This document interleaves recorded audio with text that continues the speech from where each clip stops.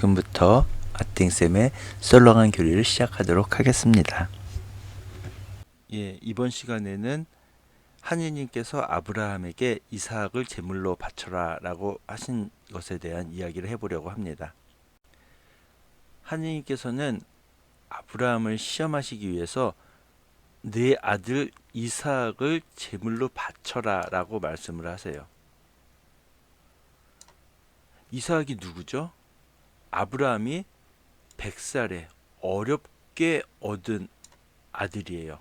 그리고 하느님께서는 아브라함의 몸종이었던 엘리에제르나 아니면 아브라함이 86살에 얻은 사라의 몸종 하가르가 낳아준 이스마엘이 아니라 아브라함의 본 부인인 사라에게서 얻은 아들 이삭에게서 큰 민족을 주시겠다고 했는데 눈에 넣어도 아프지 않을 아들인 이삭을 바치라고 명령을 하신 거예요.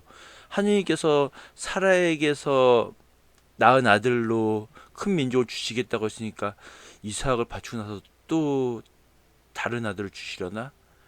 그렇다 하더라도 아들을 바치라는데 기꺼이 바칠 수 있는 부모가 몇이나 되겠어요. 성경에는 나와 있지 않지만 아브라함은 틀림없이 엄청나게 많이 고민을 했을 거예요. 그리고 나서 하느님의 명을 따르기로 하고 이삭을 하느님께 제물로 바치려고 했죠. 아브라함은 이삭을 제물로 바치기 위해서 모리아 땅으로 향했죠. 근데 이제 이삭이 물어봐요. 아버지, 장작도 있고 불씨도 있는데 제물로 바칠 어린 양이나 그런 건 어디 있나요? 제물은 어디 있나요? 그 질문에 아브라함이 얼마나 마음이 아팠겠어요. 그렇다고 바로 너야! 라고 할 수도 없고, 그래서 아들의 질문에 아브라함은 하느님께서 마련해 주신다라고 하면서 이삭을 데리고 가서 하느님께서 말씀하신 장소에서 아들 이삭을 제물로 바치려고 했어요. 성경에 야훼 이레라는 말이 나오는데요. 뜻은 하느님께서 마련하신다라는 뜻이고요. 이레는 뭐 보다 그런 뜻이 있다고 합니다. 근데 그냥 하느님께서 마련하신다라는 뜻이고요. 아브라함이 이삭을 제물로 바치려고 할 때 하느님께서 아브라함을 말리시면서 내 믿음을 잘 보았다라고 하면서 이삭 대신에 순양을 제물로 준비해 주십니다. 아브라함이 자신의 상속자가 될 이삭까지 하느님의 뜻에 순명함으로써 아브라함은 하느님께 더 큰 축복을 받게 되고 우리가 믿음의 조상이라고 아브라함을 부르고 있죠. 이삭이 제물로 바쳐질 때 덤불에 걸린 수량으로 인해서 이삭 대신 수량이 죽었다면 이스라엘 백성이 이집트를 탈출할 때는 1년 대 수컷 양이나 염소, 그냥 양으로 하겠습니다. 수컷 양이나 염소인데 그냥 어린 양이 맏배 첫 번째 아들을 대신해서 죽었죠. 어린 양의 피를 상인방과 문설주에 바르면은 죽음의 천사가 그것을 보고 지나갔죠. 거르고 지나갔죠. 그래서 파스카의 뜻이 거르고 지나가다. 죽음의 천사가 그 어린 양의 피를 보고 이 집은 지나갔다 해서 파스카라고 합니다. 마찬가지로 아담과 하와의 원죄로 인해서 우리는 모두 죽어야 하는데 우리를 대신해서 십자가에 못 박혀 돌아가신 분이 계세요. 누구시죠? 바로 예수님이시죠. 그래서 우리는 예수님을 하느님의 어린 양이라고 합니다. 왜냐하면 우리를 대신해서 십자가에 못 박혀 돌아가셨기 때문에. 그리고 아브라함, 예수님 모두 희망을 거슬러 희망하셨어요. 아브라함 같은 경우에 정말 늙음하게 어렵게 얻은 눈에 넣어도 아프지 않을, 차라리 내가 대신 죽을 수 있다면 내가 대신 죽는 게 더 나을 텐데도 불구하고 하느님의 뜻대로 이삭을 제물로 바치려고 했죠. 그래서 하느님께서 아브라함의 믿음을 보시고 더 큰 축복을 내려주셨고요. 예수님도 물론 하느님의 아들이시고 성자로서 하느님이셨지만 성부 하느님의 뜻에 따르셨죠. 이 잔을 저에게서 거두어 주소서. 그러나 제 뜻대로 하지 마시고 아버지의 뜻대로 하십시오. 라고 성부께 순명하심으로써 더 큰 영광을 받으실 수 있었죠. 아브라함이나 예수님이나 정말 보통 사람이라면 아들을 살리고 싶고 죽지 않고 살고 싶지만 그 희망을 거슬러서 더 큰 것을 바라는 희망을 거슬러 희망을 하셨습니다. 하느님께서는 아브라함을 시험해 보시려고 아브라함을 부르세요.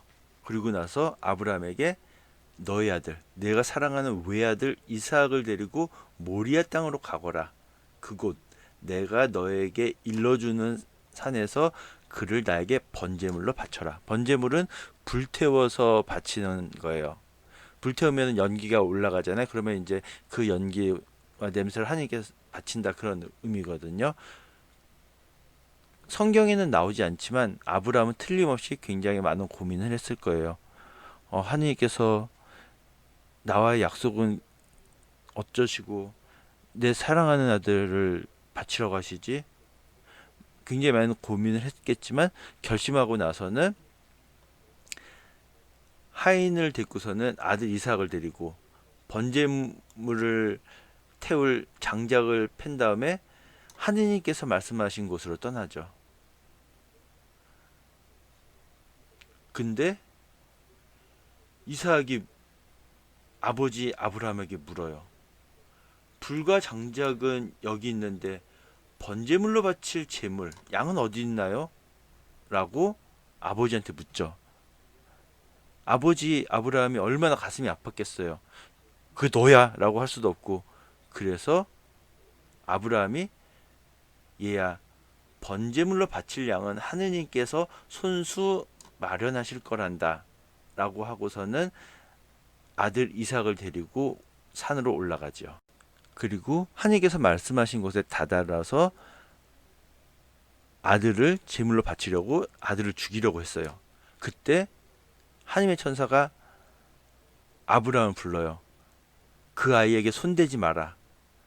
그에게 아무 해도 입히지 마라. 네가 너의 아들, 너의 외아들까지 나를 위하여 아끼지 않았으니 네가 하느님을 경외하는 줄을 이제 내가 알았다. 라고 하시면서 덤불에 뿌리 걸린 순양 한 마리를 보여주세요.